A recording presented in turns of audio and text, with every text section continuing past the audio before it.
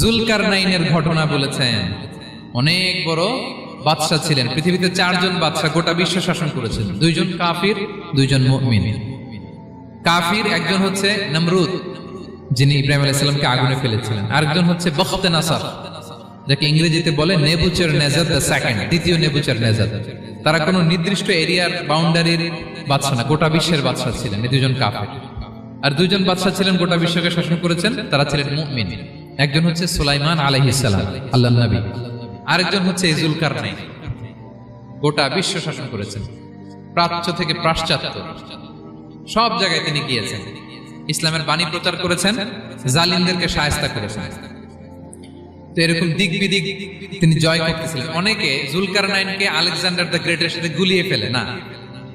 ম্যাসিডোনিয়াতে যে Alexander the great ছিল, উনি আর জুলকারনাইন এক নন। জুলকারনাইন হচ্ছে আল্লাহ তাআলার প্রিয় একজন বান্দা, অনেক বড় সাহসী বীর পুরুষ ছিলেন, গোটা বিশ্বে ইসলাম প্রচার করেছেন।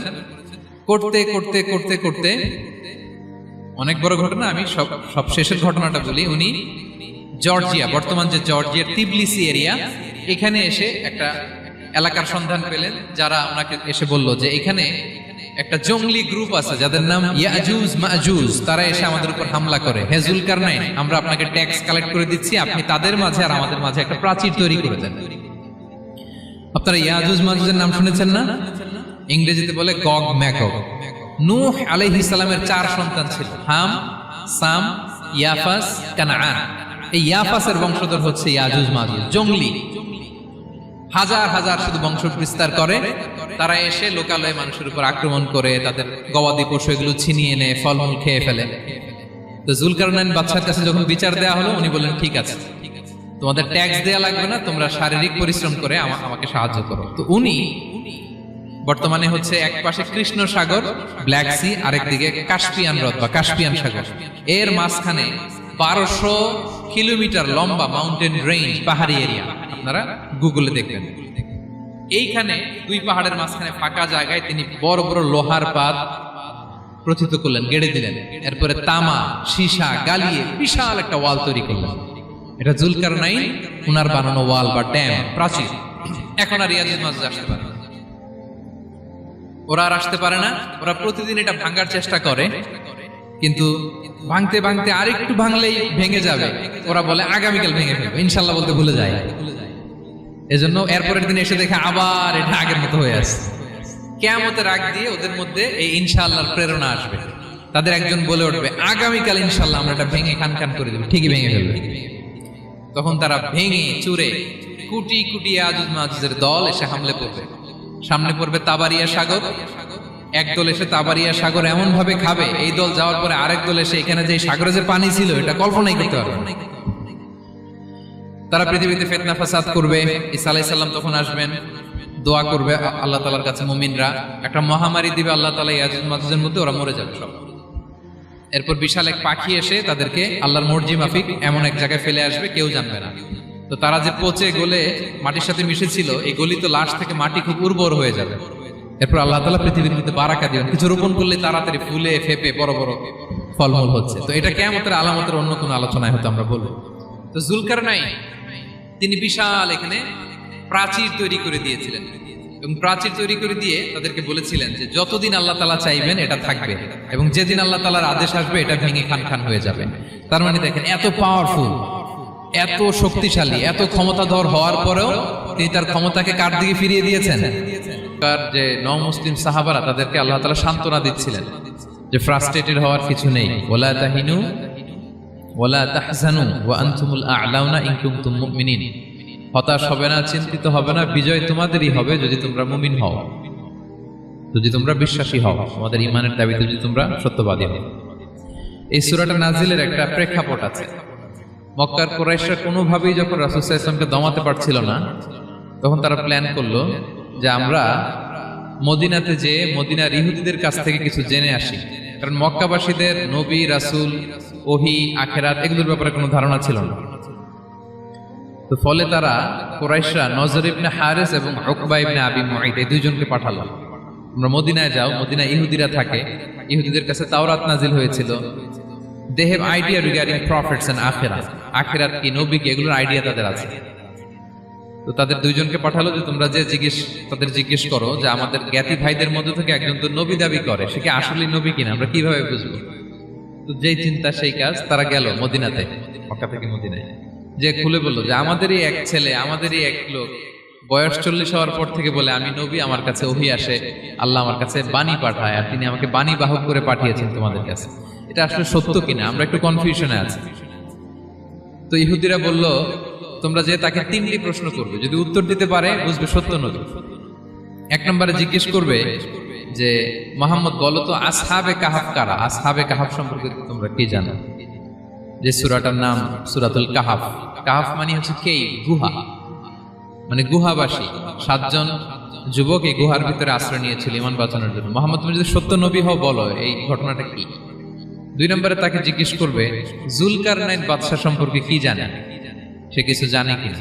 3 নম্বর তাকে জিজ্ঞেস করবে মা হুয়া রূহ, রূহ কি? যে রূহটা দেহে ঢুকলে মানুষ নড়ে চড়ে, প্রাণবন্ত একটা অ্যানিমেশন থাকে, এটা বের হয়ে গেলে সে ডেড বডি, লাশ হয়ে পড়ে থাকে। What is the origin of রূহ, স্পিরিট? এই 3টা প্রশ্নের উত্তর যদি জানে তাহলে আসলেই সে সত্য নবী। তারা এসে জিজ্ঞেস করলো মুহাম্মদ বলো আসহাবে কাহাফ কারা, বলো জুলকারনাইন কে, বলো রূহ কি। এই 3টা প্রশ্নের উত্তর যদি করতে পারো তাহলে বুঝবে তুমি সত্য নবী। রাসূল সাল্লাল্লাহু আলাইহি ওয়াসাল্লাম বললেন ঠিক আছে যাও, আগামীকাল উত্তর বলে দেব। তিনি ইনশাআল্লাহ বলতে ভুলে গেলেন। রাসূল সাল্লাল্লাহু আলাইহি ওয়াসাল্লামের ধারণা ছিল প্রতিদিনই তো জিবরাইল কোরআনের আয়াত নিয়ে আসে, তো তারই ধারাবাহিকতায় আগামীকাল আসবে, আমি জিজ্ঞেস করে নিব এই 3টা প্রশ্নের উত্তর। তারপরের দিন সবাই এসে হাজির, কিন্তু জিবরাইল আলাইহিস সালাম আসেনি। রাসূল সাল্লাল্লাহু আলাইহি ওয়াসাল্লাম একটু বিব্রতকর পরিস্থিতিতে বললেন। তারা বলল তুমি তো আজকে অ্যাপয়েন্টমেন্ট দিয়েছো, ডেট দিয়েছো, বলো উত্তর বলো। রাসূল সাল্লাল্লাহু আলাইহি ওয়াসাল্লাম বলল আজকে না, আগামীকাল বলে দিবেন। রাসূল সাল্লাল্লাহু আলাইহি ওয়াসাল্লাম ইনশাআল্লাহ কথাটা আর মনে করতে পারতেছেন না। এরপরের দিনও তারা এসে হাজির, কিন্তু রাসূল সাল্লাল্লাহু আলাইহি ওয়াসাল্লাম উত্তর দিতে পারতেছেন না। তারপরের দিন এভাবে পিছাচ্ছেন রাসূল সাল্লাল্লাহু আলাইহি ওয়াসাল্লাম, ডেট দিচ্ছেন। এভাবে 1 দিন 2 দিন 3 দিন না, 15 দিন। কয়দিন? এদিকে তো এই প্রশ্নের উত্তর জানার জন্য এখন 1-2 জন আসে না, দলে বলে কাফিররা আসে। কারণ রাসূল সাল্লাল্লাহু আলাইহি ওয়াসাল্লামকে এখানে অপমান করা যাচ্ছে, ছোট করা যাচ্ছে, হেয় করা যাচ্ছে। তারা এসে হাসাহাসি করে। আবু বকর, ওমর রাদিয়াল্লাহু আনহুকে বলে দেখো তোমরা না বলছো সত্য নবী, উনি সত্য নবী হলে তো প্রথম দিন উত্তর দিয়ে দিতে পারতো, পারে না কেন? এটা থেকে বোঝা যাচ্ছে তিনি আসলে মিথ্যাবাদী। 15 দিন রাসূল সাল্লাল্লাহু আলাইহি ওয়াসাল্লামের জন্য এত বিব্রতকর পরিস্থিতি আর ছিল না। 15 দিন পর আল্লাহ তাআলা আয়াত নাযিল করলেন ওয়ালা তাকুলান্না বিশাইইন ইন্নী ফাইলুন যালিকা গাদা ইল্লা আইয়াশা আল্লাহ। অর্থাৎ হে নবী, ভবিষ্যতের কোনো কাজে যখন ওয়াদা দিবেন, কমিটমেন্ট করবেন, আপনি আইয়াশা আল্লাহ মানে ইনশাআল্লাহ বলা ছাড়া কখনো দিবেন না। রাসূল সাল্লাল্লাহু আলাইহি ওয়াসাল্লামকে শিক্ষা দেওয়ার মধ্য দিয়ে বেসিক্যালি আল্লাহ তাআলা গোটা মুসলিম উম্মাহকে শিক্ষা দিলেন, আমাদেরকে শিক্ষা দিলেন, যাতে আমরা ভবিষ্যতের কাজের আগে ইনশাআল্লাহ বলি। তো রাসূল সাল্লাল্লাহু আলাইহি ওয়াসাল্লাম লেসনটা পেলেন। এরপর আল্লাহ তাআলা উত্তর জানিয়ে দিলেন আম হাসিবিতা আন্না আসহাবাল কাহফি ওয়ার রাকিমি কানু মিন আয়াতিনা আজাবা। টানা 2 পৃষ্ঠা উত্তর দিলেন আসহাবুল কাহফ কারা। তাওরাত, জাবুর, ইনজিলে কোথাও এত বিস্তারিত উত্তর নাই আসহাবে কাহফের ব্যাপারে। আল্লাহ তাআলা আল কাহাফ, সূরাতুল কাহাফ নামে গুহাবাসীদের নামে একটা সূরা দিলেন, বিস্তারিত 2 পৃষ্ঠায় বর্ণনা করলেন তারা কারা। কুরাইশ তো তাআজ্জুব বনে গেল, ঘটনা কি, মুহাম্মদের উত্তর কিভাবে জানলো? সে তো কারো কাছে পড়ে নাই, লেখে নাই, এই দেশের বাইরেও কোথাও যায় নাই। দ্বিতীয় প্রশ্ন ছিল জুলকারনাইনকে আল্লাহ আয়াত নাযিল করলেন ওয়াসআলুনাকা আন যিল কারনাইন কুল সাআতলু আলাইকুম মিনহু যিকরা। টানা আল্লাহ তাআলা প্রায় 1.5 পৃষ্ঠা, 1 পৃষ্ঠারও বেশি জুলকারনাইনের ঘটনা শোনালেন।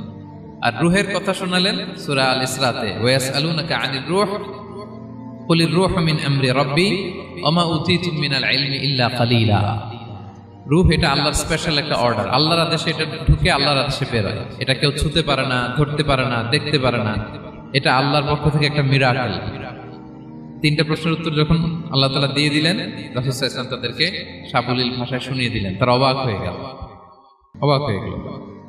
এইটা হচ্ছে সূরাতুল কাহাফ নাজিল হওয়ার প্রেক্ষাপট। এরকম একটা সিচুয়েশনে নবুয়তির 5ম বছরে আল্লাহ তাআলা এই সূরাটা নাজিল করেছেন। এই সূরার কিছু ফজিলত আছে।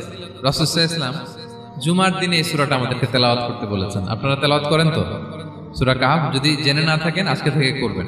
রাসূল সাল্লাল্লাহু আলাইহি ওয়াসাল্লাম বলেছেন যে জুমার দিনে যে এই সূরা কাহাফ তেলাওয়াত করবে, মান ক্বারাআ সূরাতাল কাহফি ফি ইয়াউমিল জুমআতি আযা লাহু মিনান নূরি মা বাইনাল জুমাআতাইন, দুই জুমার মাঝখানে আল্লাহ তাআলা এই জুমার সময়টাকে তার জন্য আলোকিত করে দেয়। কি করে দেয়? আলোকিত করে দেয়। একটা নূর তার জন্য সেট করে, এই নূর তাকে হেদায়েতের পথে অবশিষ্ট রাখে। এটা হচ্ছে একটা। তাহলে জুমার দিন আমরা সূরা কাহাফ তেলাওয়াত করব, মনে করি এটা সুন্নাহ। জুমার দিনের সুন্নাহগুলোর মধ্যে থেকে একটা সুন্নাহ হচ্ছে সূরা কাহাফ তেলাওয়াত। আবার আরেকটা হাদিসে রাসূল সাল্লাল্লাহু আলাইহি ওয়াসাল্লাম বলেছেন, মান হাফিযা 10 আয়াতিন মিন আউয়ালি সূরাতিল কাহফি উসিমা মিন ফিতনাতিদ দাজ্জাল। যে ব্যক্তি সূরা কাহাফের প্রথম 10 আয়াত মুখস্থ করবে সে দাজ্জালের ফিতনা থেকে মুক্তি পাবে। দাজ্জালের নাম তো আপনারা শুনেছেন, ভয়ঙ্কর ডেঞ্জারাস একটা ক্যারেক্টার। পৃথিবীর শুরু থেকে শেষ পর্যন্ত এর চেয়ে বড় ফিতনা আসেনি, আসবেও না। দাজ্জালের ফিতনা, সে তার এক চোখ থাকবে, আরেক চোখ এরকম বন্ধ থাকবে, এখানে লেখা থাকবে কাফারা। কোনোভাবেই তাকে দমানো যাবে না, হত্যা করা যাবে না। আল্লাহ নবী ঈসা আলাইহিস সালাম তাকে হত্যা করবেন। তো যে ব্যক্তি সূরা কাহাফ তেলাওয়াত করবে, সূরা কাহাফের প্রথম 10 আয়াত বিশেষ করে মুখস্থ রাখবে, আল্লাহ তাআলা উসিমা মিন ফিতনাতিদ দাজ্জাল, দাজ্জালের ফিতনা থেকে তাকে বাঁচাবেন। তা আমরা দাজ্জালের ফিতনা থেকে বাঁচতে চাই কি চাই না? আমরা যেন সূরা কাহাফের প্রথম 10 আয়াত মুখস্থ করি, সূরা কাহাফ যেন জুমার দিন আমরা তেলাওয়াত করি। So now the question arises, what is the relationship of Suratul Kahf with Dajjal? দাজ্জালের সাথে সূরা কাহাফের রিলেশনটার কারণ কি? একটা মেকানিজম তো এখানে আছে। এত সূরা থাকতে রাসূল সাল্লাল্লাহু আলাইহি ওয়াসাল্লাম কেন বলেন যে সূরা কাহাফ পড়লে দাজ্জালের ফিতনা থেকে বাঁচবে? কারণটা কি? এর কারণ হচ্ছে দাজ্জাল আমাদেরকে যে সমস্ত জিনিস দিয়ে ফিতনায় ফেলবে, ওই ফিতনাগুলোর সলিউশন আল্লাহ তাআলা সূরা কাহাফের ভিতরে রেখে দিয়েছেন। দাজ্জাল 4টা জিনিস দিয়ে আমাদেরকে ফিতনায় ফেলবে। দ্যাটস ট্রায়াল অফ ফেথ, এক নাম্বার। ঈমানের পরীক্ষা সে আমাদেরকে ফেলবে, আমাদের বিশ্বাস নিয়ে ছিনিমিনি খেলবে সে। এটার সলিউশন আছে সূরা কাহাফ, আমি বলবো আস্তে আস্তে। 2 নম্বরে দাজ্জাল আমাদেরকে ফিতনায় ফেলবে, দ্য ট্রায়াল অফ ওয়েলথ, সম্পদ দিয়ে সে আমাদেরকে ফিতনায় ফেলবে। 3 নম্বর দ্য ট্রায়াল অফ নলেজ, জ্ঞান দিয়ে সে আমাদেরকে ফিতনায় ফেলবে। 4 নম্বর দ্য ট্রায়াল অফ পাওয়ার, ক্ষমতা দিয়ে সে আমাদেরকে ফিতনায় ফেলবে। দাজ্জাল 4টা জিনিস দিয়ে আমাদেরকে পরীক্ষায় ফেলবে। কয়টা? 1 হচ্ছে ঈমানি পরীক্ষা, 2 হচ্ছে সম্পদ দিয়ে পরীক্ষা, 3 হচ্ছে জ্ঞান দিয়ে পরীক্ষা, 4 হচ্ছে ক্ষমতা দিয়ে পরীক্ষা। সে ঈমানের পরীক্ষায় আমাদেরকে ফেলবে। সে এসে বলবে আমি তোমার রব, এবং এটা প্রমাণ করার জন্য যা যা দরকার আল্লাহ তাআলা তাকে সব দিবেন, সে সব করতে পারবে। সে বলবে আমি তোমার রব। যদি বিশ্বাস না হয়, তোমার বাবাকে যদি জীবিত করে বিশ্বাস করবে, অনেকে বলবে হ্যাঁ আমার আব্বাকে জীবিত করে দেখান, তো তার বাবাকে ঠিকই সে জীবিত করে ফেলবে। আসলে শয়তান তার বাবার সূরত নিয়ে সামনে দাঁড়াবে, আরে তাই তো, এটাই তো আমার বাবা, এটাই তো আমার দাদা। মানুষ ফিতনায় পড়ে যাবে, ঈমানের ফিতনায়। সে ভাববে আসলে এটাই বোধহয় আমার রব, এবং তাকে এত ক্ষমতা দেয়া হবে, তার ডান দিকে থাকবে জান্নাত, বাঁ দিকে জাহান্নাম। তার কাছে আল্লাহ এটা দিবে, যে তার কথা শুনবে তাকে সে জান্নাতে ঢুকাবে, কিন্তু জান্নাতে ঢুকে সে জাহান্নামের শাস্তি ভোগ করবে। এটা তার বাইরের মানুষ বুঝবে না, অ্যাপারেন্টলি এটা জান্নাত। আর যে তাকে মানবে না তাকে সে জাহান্নামে ফেলবে, কিন্তু জাহান্নামে ঢুকলেও সে জান্নাতের নাজ নেয়ামত ভোগ করবে। তাহলে এই যে ঈমানের ফিতনায় সে ফেলে দিবে আমাদেরকে। তো ঈমান কি করে বাঁচাবো, এটার সলিউশন আমি শোনাবো আপনাদের। 2 নম্বরে সে আমাদেরকে সম্পদ দিয়ে ফিতনায় ফেলবে। যার যা লাগবে সে তাই দিতে পারবে, যা লাগবে। সে যদি আকাশকে বলে আকাশ বৃষ্টি দাও, যাকে তারা মানবে ওই এলাকায় বৃষ্টি হবে, সুজলা সুফলা শস্য শ্যামলা হবে সে সমস্ত এলাকা, ফল মূলে ভর্তি হবে, বরকত আর বরকত। আর যে এলাকার লোকেরা, জনপদের লোকেরা তাকে মানবে না, সে বলবে ওখানে বৃষ্টি হবে না, হবেও না, ওখানে খরা, দুর্ভিক্ষ, মাটি ফেটে চলছে, মানুষ না খেয়ে মরবে, মহামারী, দুর্ভিক্ষ দেখা দেবে। তখন বিশ্ববাসী মনে করবে এটাই বোধহয় আমাদের রব। তার মানে সম্পদ দিয়ে ফিতনায় ফেলে দিবে। 3 নম্বর হচ্ছে নলেজ, তার জ্ঞানের কাছে গোটা বিশ্ব হার মানবে। পূর্বের পরের যত জ্ঞান আছে সব আল্লাহ তাকে দিবে। ইলমুল আউয়ালিন ওয়াল আখিরিন, এমন কোন প্রশ্ন নেই যেটা দিয়ে তাকে আটকানো যায়। যাই জিজ্ঞেস করবেন সব জানতা, সব বলে দেয়। ভবিষ্যৎবাণী বলে দিবে, বলবে আগামীকাল ওইখানে অমুক দেশে বোমা বিস্ফোরণ হবে, ওইখানে ওখানে দুর্ভিক্ষ হবে, ভূমিকম্প হবে, সে যা বলবে তাই হবে। তার জ্ঞানের এই বহর দেখে মানুষ ফিতনায় পড়ে যাবে। 4 নম্বর হচ্ছে দ্য ট্রায়াল অফ পাওয়ার, ক্ষমতা, তার ক্ষমতার সামনে সব কিছু একেবারে ছিন্ন বিচ্ছিন্ন হয়ে যাবে, এত ক্ষমতা হবে তার। সে যেমনটি বলবে তেমনটি করতে হবে, বাতাসের চেয়ে দ্রুত বেগে সে এক দেশ থেকে আরেক দেশে চলে যাবে। তো তার এই সমস্ত অলৌকিক ক্ষমতা দেখে মানুষ ফিতনায় পড়ে যাবে। এবং এই ফিতনা, এই পরীক্ষার মুহূর্তগুলোতে মানুষ কিভাবে নিজেকে ধরে রাখবে তার সলিউশন আল্লাহ তাআলা সূরা কাহফে দিয়েছেন। এই 4টা ফিতনা থেকে বাঁচার জন্য আল্লাহ সূরা কাহফে 4টা ঘটনা উল্লেখ করেছেন। কয়টা? 1 নাম্বার হচ্ছে আসহাবে কাহফ, যুবকদের ঘটনা, 7 জন যুবকদের ঘটনা। ঈমান কি করে বাঁচাবেন, সলিউশন ওখানে। সম্পদের ফিতনা থেকে কিভাবে নিজেকে বাঁচাবেন, এজন্য একজন বাগানওয়ালার ঘটনা আল্লাহ সেখানে বলেছেন। জ্ঞানের ফিতনা থেকে কি করে বাঁচবেন, এজন্য আল্লাহ তাআলা মুসা আলাইহিস সালাম এবং খিজির আলাইহিস সালামের ঘটনা সেখানে উল্লেখ করেছেন। আর ক্ষমতার ফিতনা থেকে কি করে বাঁচবেন এটা বোঝানোর জন্য আল্লাহ তাআলা যুলকারনাইনের ঘটনা উল্লেখ করেছেন। 4টা ফিতনা থেকে বাঁচার জন্য কয়টা ঘটনা? 4টা ঘটনা। আমরা তাহলে একটা একটা করে ঘটনা শুনি, আমরা একটু উদ্ধার করার চেষ্টা করি যে কি কি সলিউশন আল্লাহ তাআলা আমাদের বাতিল দিলেন। 1 নম্বর হচ্ছে আসহাবে কাহফের ঘটনা। এটা 250 খ্রিস্টাব্দের সময়কালে রোমান সাম্রাজ্যের একজন বাদশা ছিল, নাম দাকিয়ানুস, প্রতাপশালী বাদশা, পৌত্তলিক, মূর্তির পূজা করে। ঈসা আলাইহিস সালাম বিদায় নিয়েছেন, 250 বছর হলো। তো সব নবীর ধর্মই কিন্তু ইসলাম, যদিও আমরা নাসারা বলি, ইহুদি বলি, সব নবীদের ধর্মই কি ইসলাম। তো তিনি ছিলেন পৌত্তলিক, মূর্তির পূজা করত। আর তার এলাকায় কেউ যদি ঈসা আলাইহিস সালামের নাম নিত, আখিরাতে বিশ্বাস করত, আল্লাহ বিশ্বাস করত, তাদেরকে তারা পাথর মেরে হত্যা করত। এজন্য ভয়ে কেউ ঈসাই ধর্মে ঈমান আনতো না, মানে ইসলামে ঈমান আনতো না।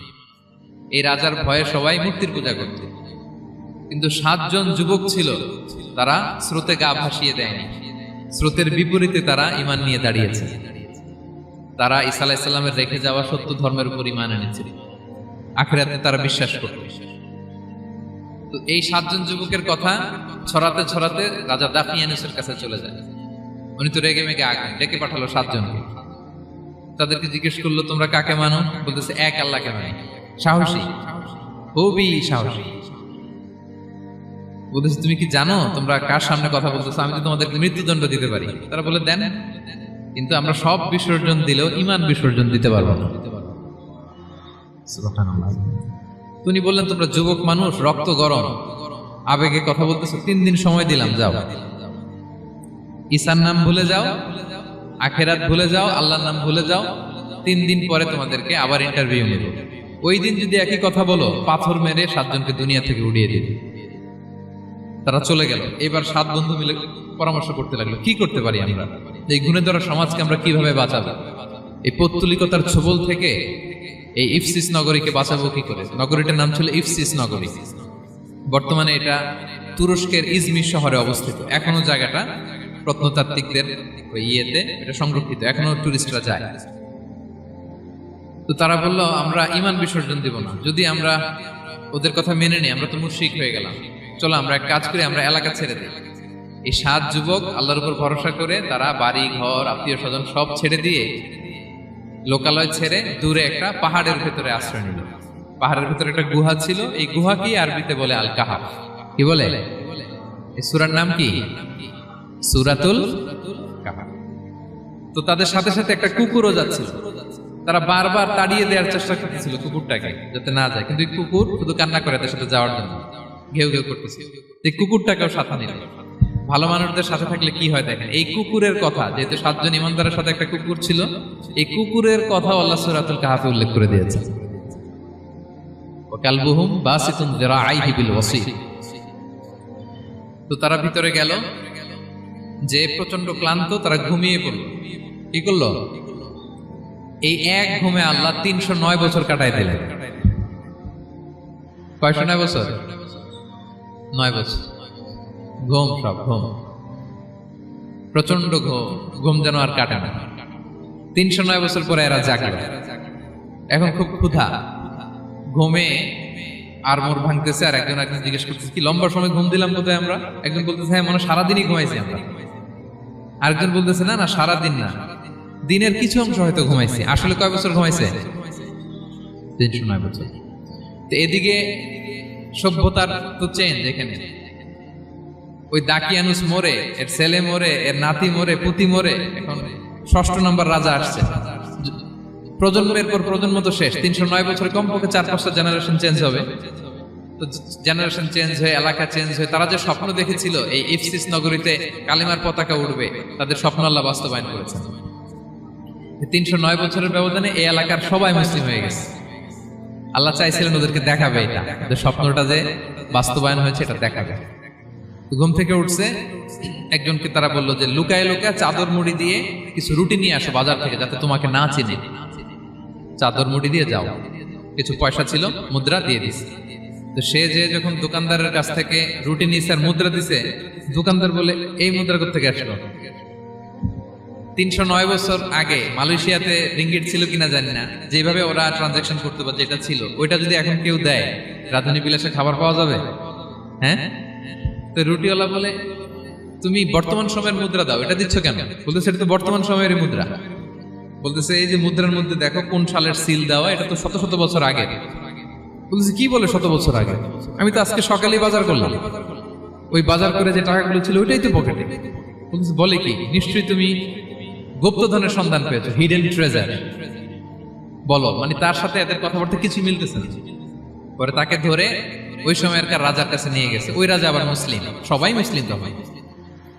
সে যা বলে এরাও কেউ বিশ্বাস করে না, এরাও যা বলে এও বিশ্বাস করে না। আর এলাকা এর বাড়িঘর আসবে কোত্থেকে? এর নাতি পুতি যা আছে 5-6 পুরুষ তো মরে সবাই কবরে।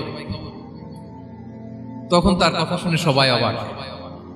তো এটা মিলানোর জন্য তারা 309 বছর আগের দাকিয়ানুস বাদশার সরকারি যে নথিপত্র, ওই পুরাতন ছিঁড়া নথিপত্র তারা বের করলো। বের করে দেখে ঠিকই দাকিয়ানুস নামে এক বাদশা ছিল, আর অনেক শত শত বছর আগে মোস্ট ওয়ান্টেড 7 জন যুবক ছিল, যাদের ব্যাপারে এক্সিকিউশনের অর্ডার ছিল।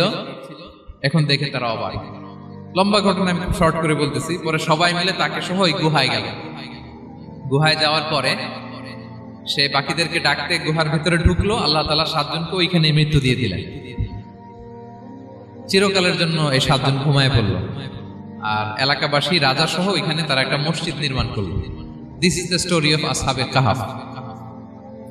তো এলাকাবাসী যদিও মুসলিম হয়েছিল, কিন্তু আখিরাতের ব্যাপারে তাদের একটা সন্দেহ ছিল যে আসলে মানুষ মরার পরে কি আবার জীবিত হবে?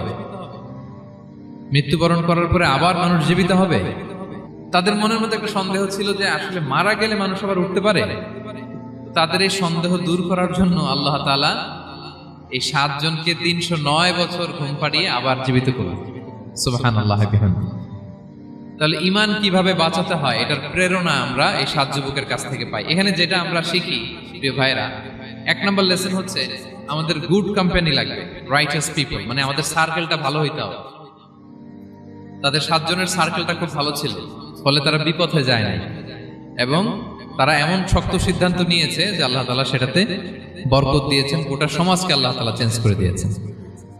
এটা হচ্ছে 1 নম্বর লেসন। আপনি ঈমান বাঁচাতে হলে আপনার সার্কেল ভালো লাগবে। খুঁজবেন যে এলাকায় যাবেন ওখানে নামাজি সার্কেল কারা আছে, ওখানে জ্ঞানী গুণী সার্কেল কারা আছে, ওখানে ভালো কাজ করতে চায়, একে অপরকে সহযোগিতা করে, কল্যাণের পথের যাত্রী কারা আছে খুঁজতে হবে আপনাকে। খুঁজে ওই সার্কেলে আপনি যুক্ত হবেন, তাইলে ঈমান বাঁচানো যাবে। ক্লিয়ার? 2 নাম্বার হচ্ছে conflict between believers and disbelievers it's universal. সত্য মিথ্যার লড়াই এটা চিরন্তন, আজীবন থাকবে। এটা ওনাদেরও ছিল, এখনো আমাদের লড়াই করে যেতে হচ্ছে, আমাদের ভবিষ্যৎ প্রজন্মও করবে। এই লড়াইটা আমরা করে যেতে চাই। কি বলেন?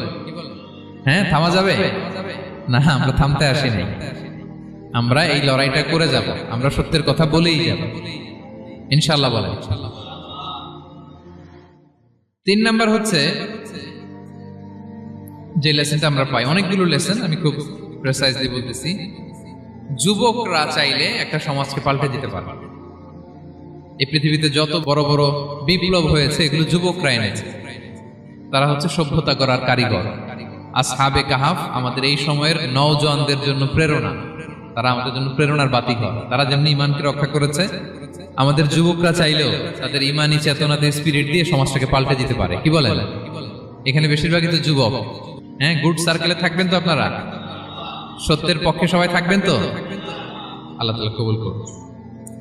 আচ্ছা, এবার 2 নাম্বার ছিল সম্পদের ফিতনা, কিভাবে বাঁচবেন। আসহাবে কাহাফের পরে সূরা কাহাফে আল্লাহ তাআলা একজন বাগানওয়ালার ঘটনা বলেছে। 2 জন বন্ধু, একজন একটু গরিব সে বিশ্বাসী, আরেকজন ধনী, সে অবিশ্বাসী। তাকে আল্লাহ তাআলা বিশাল বড় খেজুরের বাগান আর আঙ্গুরের বাগান দিয়েছেন, বিশাল অনেক বড় বিজনেস ম্যাগনেট। তো এই সম্পদের অহংকার সে করত। সে প্রায় তার গরিব বন্ধুকে বলতো যে তোর চেয়ে আমার সম্পদও বেশি, সন্তানও বেশি, জনবল বেশি, লোকবল বেশি, অর্থবল বেশি, সব বেশি। অহংকারে তার পা মাটিতে পড়ত না। আর সে আখিরাতে অবিশ্বাস করত এবং সে বলতো যে এই সম্পদ আমারে বাঁচাবে, চিরকাল আমাকে স্মরণীয় করে রাখবে, এই সম্পদ কোনোদিন যাবে না। অনেক বড় বড় ধনীরা আছে, তারা এরকম মনে করে যে আমি এত বড় সিআইপি, আমি এত বড় বিজনেস ম্যাগনেট, এই দিন বোধহয় আর চেঞ্জ হতে পারে না, আমার আজীবনই বোধহয় এত পাওয়ার থাকবে, এত সম্পদ থাকবে। এটা ভুল ধারণা। এটা কি ভুল ধারণা? এই যে তুরস্কে দুর্ভিক্ষ হইল না, আপনারা দেখছেন না যে অনেক সম্পদের মালিক বাড়ি ঘর ভেঙে রাস্তার ফকির। এখন ওই যে রিফিউজিদের জন্য যে খাবার আসছে ওখানে লাইনে দাঁড়াইছে, কারণ এখন লাইনে না দাঁড়ালে খাবারও তো মিলবে না। 1000 কোটি টাকার মালিক ছিল, ভেঙে চুরে সব শেষ। এখন রিলিফের নেওয়ার জন্য দুস্থদের কাতারে ওখানে দাঁড়াইছে, কারণ দাঁড়াইলেই কিছু খাবার পাওয়া যাবে, খিচুড়ি পাওয়া যাবে, তা না হলে তো খাবারটাও মিলবে না। এই যে বঙ্গবাজারে আগুন লাগলো আমাদের বাংলাদেশে, 20টা-25টা দোকান ছিল অনেকের যাদের অন্যান্য বিজনেস আছে তারা হয়তো সার্ভাইভ করতে পারতেছে, কিন্তু এমন অনেক ব্যবসায়ী ছিল সব শেষ, জ্বলে পুড়ে তার টাকা পয়সা পুঁজি স্বপ্ন সব শেষ। তো ধনীকে গরিব বানাতে আল্লাহর 1 সেকেন্ডও লাগে না। ওই বিশাল প্রাসাদ থেকে টেনে ভাঙ্গা থালা হাতে দিয়ে রাস্তায় নামাইতে আল্লাহর কয় সেকেন্ড লাগে বলেন তো? 1 সেকেন্ডও লাগে না। সো এই লেসনটা কিন্তু আমাদের নিতে হবে। এবং ওই ব্যক্তির নসিবে তাই ঘটেছিল। সে যখন অহংকার করতেছিল, আল্লাহ তাআলা আকাশ থেকে হুসবান একটা আগুন পাঠালো। ওই আগুন এসে তার আঙ্গুরের বাগান, তার খেজুরের বাগান, বিশাল মাইলকে মাইল এই বাগান জ্বালিয়ে পুরো মুহূর্তের মধ্যে সারখার করে, এবং মুহূর্তের মধ্যে সে পথের ভিখারি, ফকির। এই ঘটনাটা এনে আল্লাহ তাআলা সম্পদশালীদেরকে রিমাইন্ডার দিলেন যে এই সম্পদের ফিতনায় তোমরা পড়ে যেও না। আমরা সম্পদশালী হলে বাস্তবতা অনেক সময় ভুলে যাই।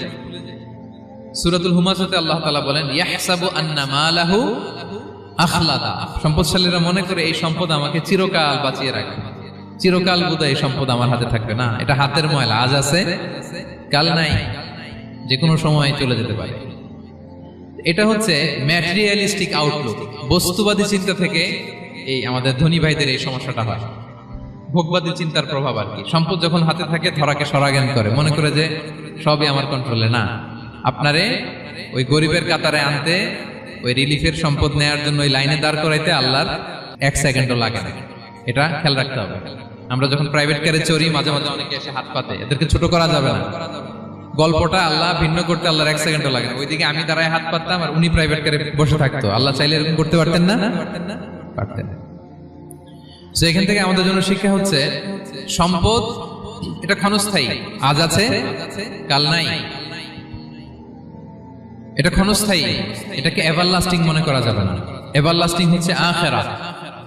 ওয়ালাল আখিরাতু খায়রুল লাকা মিনাল উলা। আখিরাত তোমার জন্য দুনিয়ার চেয়ে শ্রেষ্ঠ। এবং আল্লাহ তাআলা দৃষ্টান্ত একটা দিয়েছেন যে দুনিয়ার জীবনটা হচ্ছে কামা, ওই পানির মতো যেটা আনজালনাহু মিনাস সামা, আকাশ থেকে নাজিল করেছি। ওই পানি ক্ষেতের মধ্যে পড়ে ফসল, ফুল ফসল হয়েছে।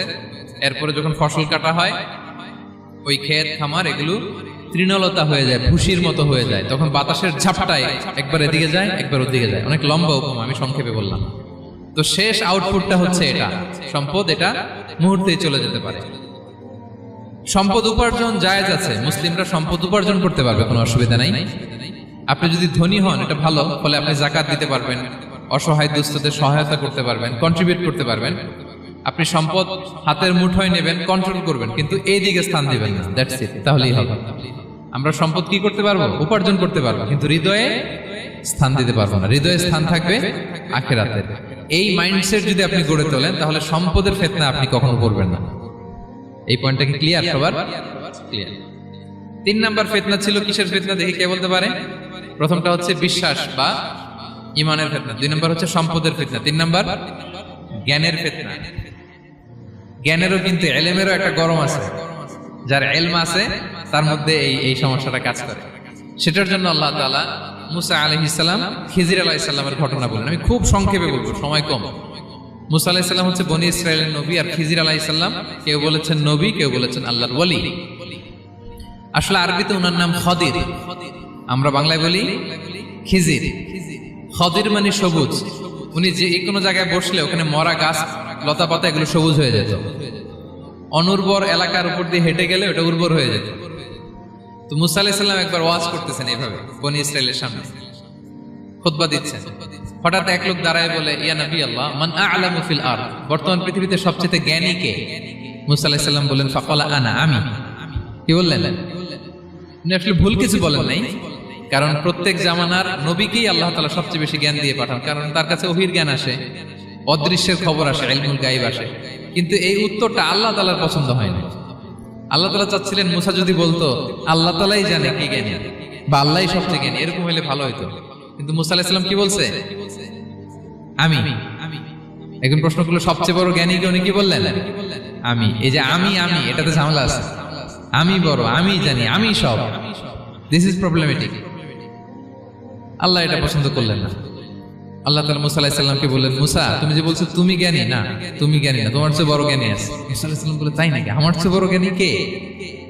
তো আল্লাহ তাআলা বললেন, ইযহাব ইলা মাজমাইল বাহরাইন, দুই সাগর বা দুই নদীর মিলনস্থলে যাও, ওখানে আমার এক বান্দা আছে তোমার চেয়েও জ্ঞানী। মুসা আলাইহিস সালাম বললেন, তাই নাকি?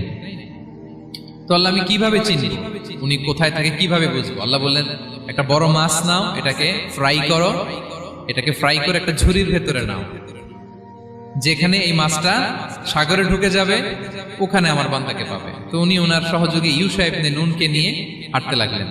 হাঁটতে হাঁটতে এক জায়গায় ক্লান্ত হয়ে পাথরের পাশে বিশ্রাম নিলেন। ওই পাথর থেকে আবার এক ধরনের পানি বের হয়, এই পানিটারে বলে আবে হায়াতের পানি, মা উল হায়াত, জীবন নদীর পানি। এই পানি কোনো মৃত প্রাণী বা বস্তুর গায়ে লাগলে ওটা জীবিত হয়ে যায়। তো ওনারা পাথরে হেলান দিয়ে বিশ্রাম নিচ্ছিলেন, ওই পানি ওই ফ্রাই করা মাছের গায়ে লাগার সাথে সাথে মাছ জীবিত হয়ে ঝুড়ি থেকে বের হয়ে সাগরে ঢুকে গেছে। ওনারা আর খেয়াল করেন না। এরপর আবার হাঁটতে লাগলেন। হাঁটতে হাঁটতে যখন ক্লান্ত শ্রান্ত, তখন বলে, এই ইউশা, আমাদের ওই মাছ ফ্রাই মাছটা দাও, এখন খাই। ঝুড়ি খুলে দেখে মাছ নাই। মাছ গেল কোথায়? তখন ইউশা বলল, হয়তো আমরা যে পাথরের ওখানে বিশ্রাম নিয়েছিলাম ওখানে আমরা মিসিং, ওখানে হারাই ফেলছি। চলো চলো, আরে ওইদিকে তো যাইতে হবে আমাদের। উনি গেলেন, যে দেখে মাছ যে জীবিত হয়ে বালুর দিকে নাড়াচাড়া করতে করতে সাগরে ঢুকে গেছে, ওখানে দাগ আছে। মুসা আলাইহিস সালাম ঢুকলেন সুরঙ্গ, ঢুকে দেখে চাদর গায়ে দিয়ে এক লোক শুয়ে আছে। সালাম দিলেন, আসসালামু আলাইকুম। ওই লোক চাদর আর সরায় না, ভিতর থেকে বলতেছে, ওয়ালাইকুম আসসালাম। তো চাদরের ভিতর থেকে উনি বলে, মান আন, তুমি কে? মুসা আলাইহিস সালাম বললেন, আনা মুসা, আমি মুসা। উনি বলেন, মুসা বনি ইসরাইল, বনি ইসরাইলের মুসা? বলেন, হ্যাঁ। কেন এসেছো? এবার চাদর খুললেন, বলতেছে, আপনার কাছ থেকে কিছু শিখতে আসছি। আল্লাহ বলছে, আপনি নাকি সবচেয়ে বড় জ্ঞানী।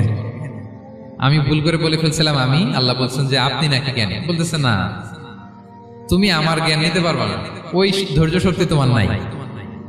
মুসা আলাইহিস সালাম বললেন যে আপনি যে কোনো শর্তে আমাকে একটু রাখেন কয়েকদিন, আপনার সাথে আমি রাজি। বললেন, না, তুমি পারবা না। মুসা আলাইহিস সালাম জোর করতে লাগলেন। অবশেষে খিদির আলাইহিস সালাম রাজি হলেন। বললেন, শর্ত হচ্ছে আমি যাই করি আর না করি আমাকে কোনো প্রশ্ন করা যাবে না। মুসা আলাইহিস সালাম বললেন, ওকে। সফর শুরু হলো। সামনে নদী, এক লোক তাদের নৌকা দিয়ে নদী পার করাই দিল। নদী পারাপারের পর খিজির আলাইহিস সালাম লাঠি দিয়ে নৌকার তলাটা ছিদ্র করে দিলেন। মুসা আলাইহিস সালাম বললেন, ইন্না লিল্লাহি, এটা আপনি কি করলেন? ওরা আমাদেরকে নদী পার করে দিল, আর যে ভাড়াটা আসছিল এটাও নিল না, আমাদেরকে সম্মান দেখালো, আপনি নৌকা ছিদ্র করে দিলেন। খিজির আলাইহিস সালাম বলছে, এই যে আমি বলছিলাম না তুমি ধৈর্য ধারণ করতে পারবো না, যাও তোমার রাস্তায়, তুমি আমার রাস্তায় নেই। মুসা আলাইহিস সালাম আবার ক্ষমা চাচ্ছেন যে আপনি আমার ক্ষমা করেন, আমি তো ভুলে গেছি, আর প্রশ্ন করবেন না। চলতে লাগলেন। হঠাৎ বাচ্চারা খেলতেছে, এক বাচ্চাকে ধরে হত্যা করলেন খিজির আলাইহিস সালাম। এবার তো মুসা আলাইহিস সালাম রেগে গেছে, আপনি করলেনটা কি? একটা নিষ্পাপ ফুলের মতো শিশুকে হত্যা করলেন। খিজির আলাইহিস সালাম বলে, এই যে আমি জানতাম যে তুমি ধৈর্য ধারণ করতে পারবে না, তোমার রাস্তা এক, আমার রাস্তা এক, যাও। এবার মুসা আলাইহিস সালাম করজোর করতেছে যে this is the last chance, একটা ফাইনাল চান্স দেন, একটা সুযোগ দেন, আর আমি প্রশ্ন করব, এটাই লাস্ট। বললেন, ওকে, ঠিক আছে। হাঁটতে হাঁটতে এক ইহুদি বসতির সামনে যে হাজির, দুজনই খুব ক্ষুধার্ত, খাবার চাইলো, এরা আবার কৃপণ, খাবার দিল না। তো খিজির আলাইহিস সালাম বললেন, ঠিক আছে, খাবার যেটা দিচ্ছেন আমরা চলে যাই। যাওয়ার পথে দেখতেছে এই এলাকার একটা দেয়াল ভেঙে পড়ে যাবে। উনি বললেন, মুসা চলো এটা ঠিক করে দেই। দুইজন মিলে প্রচন্ড ক্ষুধায় এটা এটা সেটা এনে দেয়ালটা তৈরি করতেছে। মুসা আলাইহিস সালাম তো এমনি রাগী, পেটে আবার ক্ষুধা, আবার বলছে কিছু বলাও যাবে না। তিনি এবার আর প্রশ্ন করেন, বলতেছে ওরা এত কিপটামি করলো আর আপনি এটা করে দিলেন, আপনি তো চাইলে এটা টাকা নিতে পারতেন, পারিশ্রমিক নিতে পারতেন চাইলে। এই কথা বলার পর খিজির আলাইহিস সালাম বললেন, হাযা ফিরাকু বাইনি ওয়া বাইনি, এখানেই তোমার আর আমার সেপারেশন, আর সামনে আগানো যাবে না, তোমার কোনো ধৈর্যই নেই। তো এতটুকু তোমাকে আমি বলি যে আমি একটাও আল্লাহর আদেশ ছাড়া করি নাই, আল্লাহর আদেশে আমি করেছি। কি?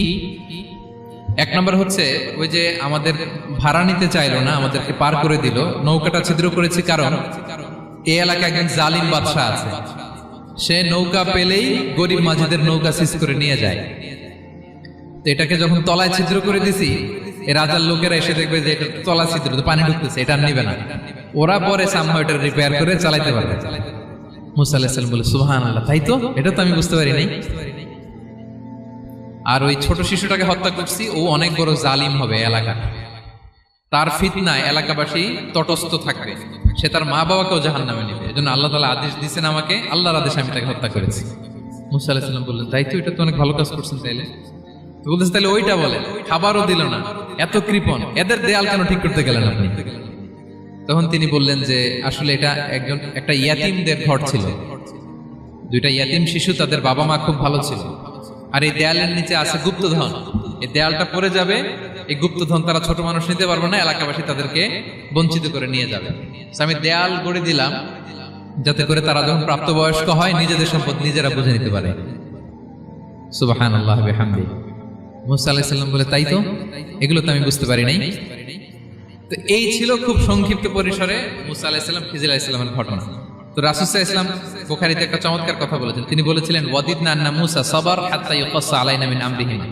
রাসূল সাল্লাল্লাহু আলাইহি ওয়াসাল্লাম বলেছিলেন, ইস, আমার ভাই মুসা যদি আরেকটু ধৈর্য ধরতো তাহলে আরো কিছু অজানা তথ্য আমরা জানতে পারতাম। এখান থেকে, এই ঘটনা থেকে আমরা কি শিখলাম? প্রথম যেটা আমরা শিখলাম, জ্ঞান নিয়ে বড়াই করতে নেই, ঠিক কিনা? জানার কোনো শেষ নেই, জাননেওয়ালার উপরও জাননেওয়ালা আছে, জ্ঞানীর উপরও জ্ঞানী আছে। আপনি কিছু জেনেই মনে করবেন না আমি সব জানি, আপনার চাইতেও বেশি জ্ঞানী অনেকে আছে। অনেক সময় বক্তার চাইতেও শ্রোতারা অনেক জ্ঞানী। হয়তো এখানে এমন অনেক জ্ঞানী লোক আছে যার ধারে কাছেও আমরা কেউ নেই, হতে পারে।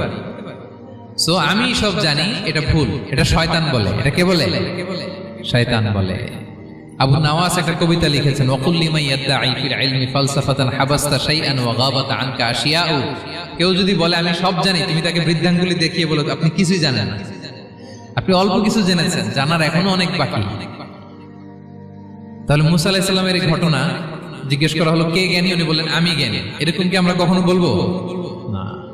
সবচাইতে বড় জ্ঞানী কে? ওয়া ফাওকা কুল্লি যী ইলমিন আলিম।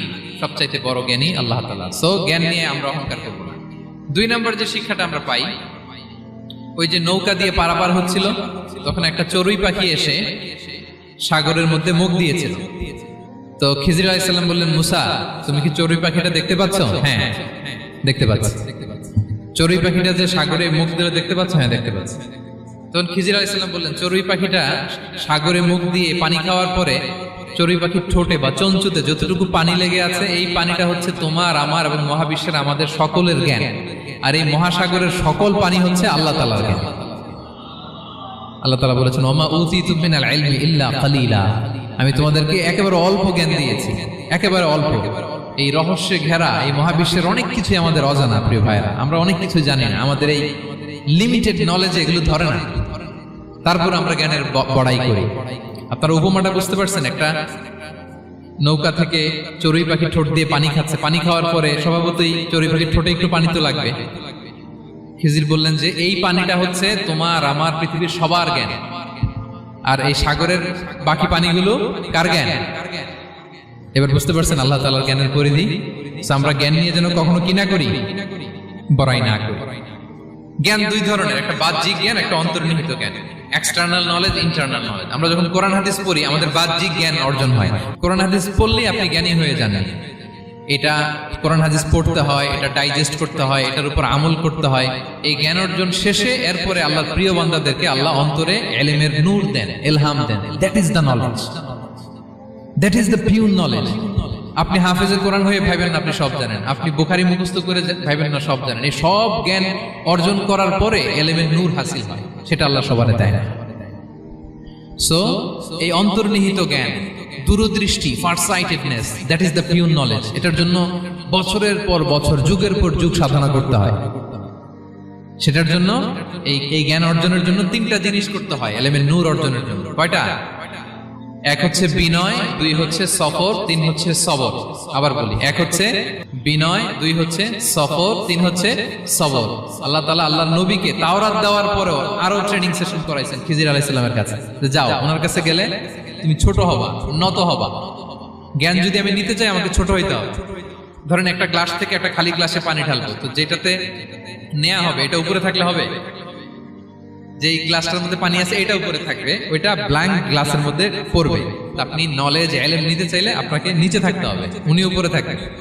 আপনার শায়েখ আপনাকে দিবে, আপনার উস্তাদ আপনাকে দিবে, আপনার মুর্শিদ আপনাকে দিবে। বুঝতে পেরেছেন? তাহলে আমাদেরকে হাম্বলনেস লাগবে, শিখতে হইলে হাম্বল হইতে হয়, বিনয়ী হইতে হয়। আচ্ছা, দুই নাম্বার সফর করতে হয়। এটা আল্লাহ মুসা আলাইহিস সালামকে দিয়ে করাইছেন, যাও পিছে পিছে উস্তাদের পিছে পিছে ঘুরো। তো এই জন্য সফর করতে হয়। এখন ঘরে বসে অনেক কিছু জানা গেল, উস্তাদের সান্নিধ্য লাগে, সফর করতে হয়। আমাদের ক্লাসিক আলেমরা হাদিস কালেকশনের জন্য শহরকে শহর সফর করতেন। এখন আমাদের আলেমরা দেওবন্দে যায়, মিশরে যায়, মদিনায় যায়, এখানকার মালয়েশিয়ান স্টুডেন্টরাও দেশে বিদেশে যে নলেজ অর্জন করে। সফর আপনাকে লাগবে। তাহলে বিনয়, সফর, তিন নম্বরে কি? সবর। ধৈর্যশীল হইতে হবে। দেখেন মুসা আলাইহিস সালাম বারবার প্রশ্ন করে ফেলতেছেন, বারবার ওয়াদা ভঙ্গ করতেছেন, এরকম করলে হবে না। ধৈর্য লাগবে। ধৈর্যের বলে বলিয়ান হলে তখনই আপনার মধ্যে ইলম আসবে। তাহলে জ্ঞানের ফিতনায় পড়ার আর আমাদের কোনো সম্ভাবনা আছে? আমরা বিনয়ী হব, আমরা জ্ঞান আল্লাহর দিকে ফিরাই দেব, আমরা বলবো উনি সবচেয়ে ভালো জানেন। পারা যাবে তো ইনশাআল্লাহ?